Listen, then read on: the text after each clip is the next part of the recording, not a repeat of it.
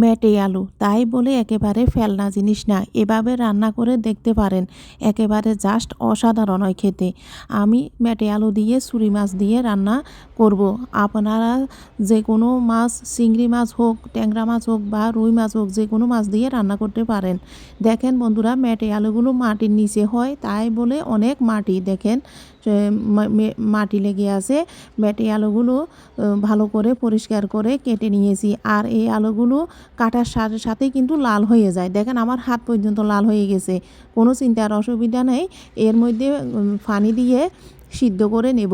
দেখবেন বন্ধুরা, মেটে আলুর মধ্যে অনেক লোড থাকে, এই কারণে সিদ্ধ করে অবশ্যই এর পানি সেকে ফেলে দিয়ে ভালো করে ধুয়ে নিতে হবে। দেখেন বন্ধুরা, কত লোড বের হয়েছে। এই অবস্থায় নামিয়ে নিব এবং ভালো করে ধুয়ে নিতে হবে, না হলে লোড থেকে যাবে। দেখেন বেসিনে নিয়ে ভালো করে জল ছেড়ে উল্টিয়ে পাল্টিয়ে ধুয়ে লোডগুলো সব ফেলে দিয়েছি। এবার দেখেন লোড যাওয়ার পরে আবার সিদ্ধ করতে হবে। এ পর্যায়ে দিয়ে দিবেন গরম পানি, কারণ আমরা একবার সিদ্ধ করেছিলাম। এ পর্যায়ে গরম পানি দিয়ে লবণ, হলুদ এবং মরিচের গুঁড়া দিয়ে সিদ্ধ করতে হবে। এর সাথে দিয়ে দিলাম 1 চামচ আদা পেস্ট। সবগুলো দিয়ে ভালো করে সিদ্ধ করে নেব। এদিকে ছুরি মাছগুলো প্রিপেয়ার করে নিচ্ছি, ভালো করে ধুয়ে এর মধ্যে লবণ, হলুদ দিয়ে ভালো করে মেখে কিছুক্ষণ রেখেছিলাম। তারপরে মাছগুলো ভেজে নিব, ভালো করে মুচমুচে করে ভেজে নিব। দেখেন বন্ধুরা, মাছগুলো এপিট ওপিট ভালো করে ভেজে নিচ্ছি। এদিকে আলুগুলো প্রায় অর্ধেক সিদ্ধ হয়ে গিয়েছে। একেবারে ডাল করে ফেলবো না, কিছু গোটা রাখবো আর কিছু আবাঙ্কা করে একটু সিদ্ধ করে নেব। এরপরে ফোড়নে দেওয়ার জন্য একটি ক্যাপসিকাম, টমেটো, পেঁয়াজ, কাঁচামরিচ ও ধনিয়া পাতা কেটে নিব। এদিকে মাছগুলো দেখেন একেবারে মুচমুচে করে ভাজা হয়ে গিয়েছে। আলুগুলো প্রায় পুরোটাই সিদ্ধ হয়ে গিয়েছে। দেখেন বন্ধুরা, একটু একটু আবাঙ্গা আর কিছু কিছু ভেঙে গিয়েছে, কিছু কিছু গোটা রয়েছে। এই পর্যায়ে চুলা বন্ধ করে দিয়েছি। এবার ফোড়নে দিয়ে দিব পেঁয়াজ কুচি, টমেটো কুচি, ক্যাপসিকাম কুচি, কাঁচামরিচ কুচি, সবগুলো ভালো করে ভেজে নিব।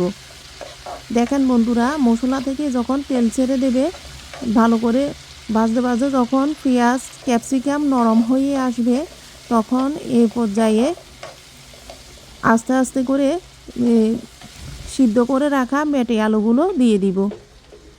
দেখেন মেটে আলুগুলো ঠিক এরকম সিদ্ধ হবে, একেবারে সবগুলো গোটাও থাকবে না, আবার একেবারে বর্তা মানে একেবারে ডালও হয়ে যাবে না। আধ ভাঙ্গা অবস্থায় চুলা বন্ধ করে দিয়েছিলাম।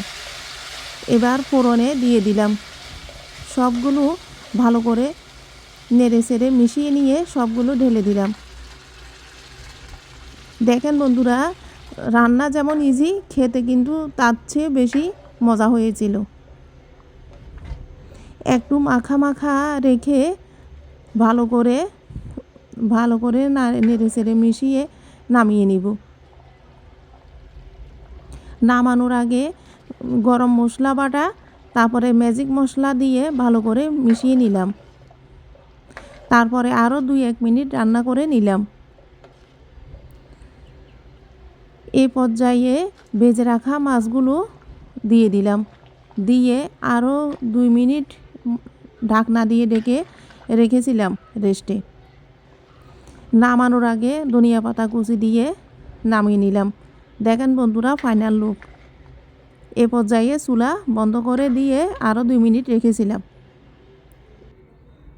দেখেন বন্ধুরা, এই অবস্থায় নামিয়ে নিলাম।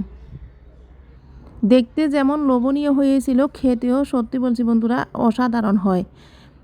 দেখেন বন্ধুরা, ছুরি মাছের সাথে এই ডালটি একেবারে অসাধারণ লাগছে, খেতেও তেমন মজা হয়েছিল। আপনারা বাসায় ট্রাই করে দেখতে পারেন। আর সবাই ভালো থাকবেন, সুস্থ থাকবেন। এতক্ষণ পাশে থাকার জন্য অসংখ্য অসংখ্য ধন্যবাদ। ভালো লাগলে চ্যানেলটি সাবস্ক্রাইব করে পাশে থাকবেন, লাইক এবং ফলো দিয়ে উৎসাহ বাড়াবেন।